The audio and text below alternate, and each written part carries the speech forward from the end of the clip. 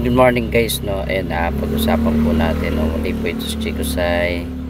Good morning po, no. Ayan, kakagulat po pala yung mga politiko, no.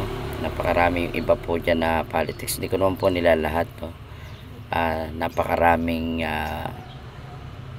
security, no, ang nagbabantay sa kanila. Ang ating pong Vice President, di ba? Tulad po ni dating former Vice President Jojo Marbinay, no? 5 lang po yung kanya security. Samantala ngayon yung Vice President po natin, ang daming mga police, no? Yung iba nga na pinasurrender na, no? Pero ngayon meron daw pong 400 na military, no, na security. Bakit po gano'n? Napakarami naman yatang bodyguard, no? At kung wala naman banta sa kanilang buhay at napakarami niyan, no?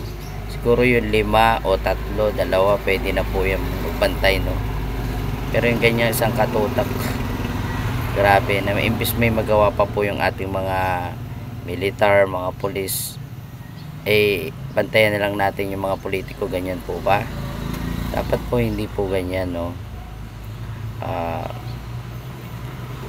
Sana po gumawa po ng batas yung ating mga senado, ating pong mga mahal na congressman, mga mahal na senado, na paglimbag kayo ng batas na dapat po limited lang po yung mga binibigay na security, no, personnel para sa ating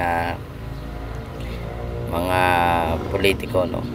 Sobra naman po yan na napakarami, yung 400, yung iba 35 security, yung iba 45 security, no. Galing sa PNP, galing sa militar, no. Siguro po mas mainam gayahin po natin si Vice President Jojo Marbinay, no. Saludo po tayo sa former nating Vice President na 5 lang ang kanya security. Kung kayo naman po ay Vice President, pwede na po yung 5, siguro napakarami, enough na po yan, no?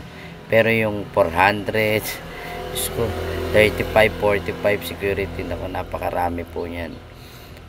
Sana po magawa po ng batas yung ating congressman, hihiling po natin mga senado na limitahan lang yung bibigay na security sa ating mga politiko, no? Marami naman pwede mag-volunteer dyan ng mga private sector, no, na mag-security sa kanila. Pero para at least magampanan po ng ating mga, tama po ang ating Chief PNP na meron pong dapat na protektahan ang taong bayan, hindi po ang mga ilang politiko lang dyan na napakarami pang gustong security. Kung wala po kayong ginagawang masama, siguro hindi po natin kailangan isang katutak na security para sa ating buhay, no. Enough na po siguro yung 5 para sa ating security. Napakarami na nga po noon, eh. Gayahin po natin ang ating former Vice President Jojo Marbinay, na 5 lang ang kanya security, no.